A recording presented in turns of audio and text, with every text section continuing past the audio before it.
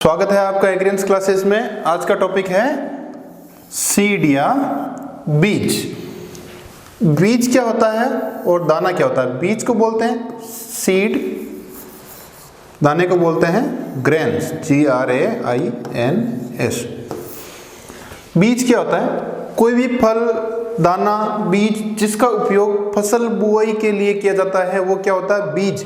लेकिन उसी दाने, उसी फल, उसी बीज का प्रयोग फसल बुआई के अतिरिक्त अन्य प्रयोजन जैसे आटा बनाना के लिए किया जाता है तो वो क्या होता है? दाना। तो बीज व दाने में क्या डिफरेंस है? किसी भी दाना, फल, बीज का प्रयोग फसल बुआई के लिए किया जाता है तो वो है बीज, और फसल बुआई के अलावा अन्य प्रयोजन के लिए यदि बीज, दाना, फल का उपयोग किया जाता है तो वो क्या होता है? दाना। अब वनस्पतिक रूप से बीज क्या होता है? वनस्पतिक रूप से बीज होता है मैच्योर्ड ओव्यूल। अब यह बात आती है कि मैच्योर्ड ओव्यूल क्या होता है? मैच्योर्ड मतलब परिपक्व है, ओव्यूल मतलब बीजांड। परिपक्व बीजांड को ही बीज कहते हैं। परिपक्व बीजांड से बीज बनता है। अब यह क्या होता है? जब कभी पुष्प यानी फ्लावर से फल बनता है, पुष्प से फल बनते समय यानी फ्लावर से फ्रूट बनते समय ये पुष्प का जो भाग है ओव्यूल, इस भाग से बीज बनता है। इस भाग को ओव्यूल या बीजांड कहते हैं। बीजांड से बीज बनता है कब? जब पुष्प से फल बनता है तब बीज, पुष्प के ओव्यूल वाले, बीजांड वाले भाग से बीज बनता है।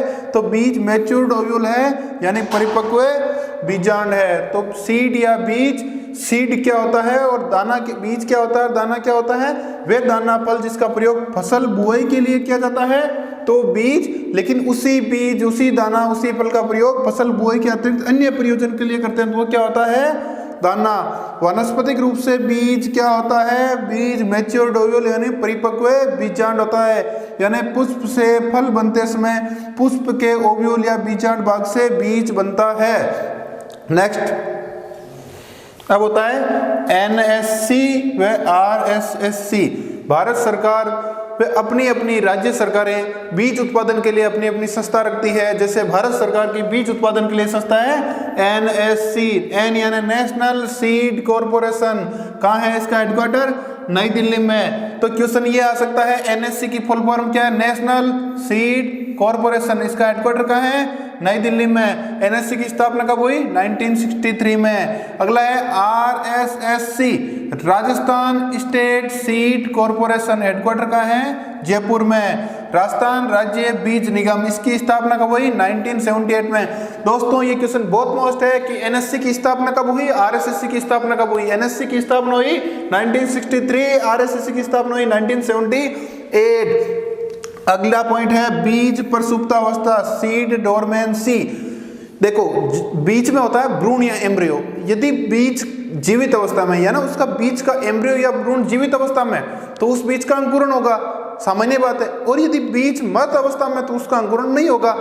लेकिन बीज जीवित अवस्था में होते हुए भी अंकुरण नहीं होता है तो वो अवस्था कौन सी होती है? प्रसुप्त अवस्था। यानी बीज का जीवित अवस्था में होने के उपरांत भी अंकुरण नहीं होना क्या होता है? बीज प्रसुप्त अवस्था, सीड डोरमेंसी। प्रसुप्त अवस्था कैसे हटाई जाती है? ब्रेकिंग ऑफ डोरमेंसी, यानी प्रसुप्त अवस्था कैसे हटाई जा सकती है? पहला पॉइंट है खुरचना। कुछ बीजों के ऊपर कठोर आवरण पाया जाता है, उसको खुरचने के उपरांत बीज की प्रसुप्त अवस्था हटाई जा सकती है। अगला है पोटेशियम नाइट्रेट का घोल, यानी एक पोटेशियम नाइट्रेट के घोल में कुछ बीज, फसलों के बीजों को उपचारित करने करके भी उनकी प्रसुप्त अवस्था हटाई जा सकती है। क्वेश्चन ये आ सकता है कि पोटेशियम नाइट्रेट के कितने प्रतिशत घोल का प्रयोग प्रसुप्त अवस्था हटाने के लिए करते हैं? 1 से 3% घोल। Most important question.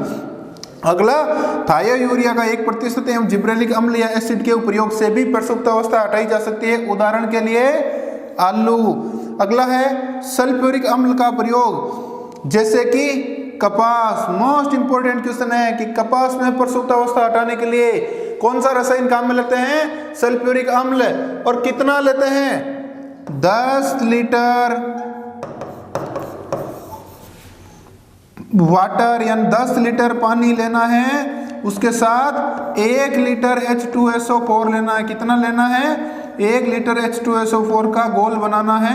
10 लीटर पानी 1 लीटर H2SO4 का घोल बना लिया, उसमें कपास के बीजों को भिगोकर उपचारित कर लिया, जिससे कपास के बीजों के ऊपर जो छोटे छोटे रेशे होते हैं जिनको फज कहते हैं उनको हटाया जा सकता है। उसके बाद फसलों को, कपास की फसल को बुआई किया जा सकता है। कपास की फसल के प्रसुप्तावस्था हटाने के लिए कौन सा केमिकल काम में लेते हैं? सल्फ्यूरिक अम्ल। कितना लेते हैं? 10 लीटर पानी में 1 लीटर H2SO4 का घोल बनाते हैं। गर्म जल से भी प्रसुप्तावस्था हटाई जा सकती है। उसके लिए तापमान कितना रखते हैं गर्म जल का? जल का तापमान रहते हैं 75 से 100 डिग्री सेल्सियस। तो प्रसुप्तावस्था क्या होती है कि बीज जीवित होने के उपरांत भी अंकुरण नहीं होना, बीज की प्रसुप्तावस्था होती है। कैसे हटाई जा सकती है? कुरचकर पोटेशियम नाइट्रेट के 1 से 3% घोल का प्रयोग करके, थायोयूरिया 1% एवं जिब्रेलिक अम्ल का प्रयोग कर सकते हैं, जैसे आलू में सल्फ्यूरिक अम्ल का प्रयोग करके, जैसे कपास में। मोस्ट इंपोर्टेंट क्वेश्चन है ये, गर्म जल का प्रयोग करके। जल का तापमान होता है 75 से 100 डिग्री सेल्सियस।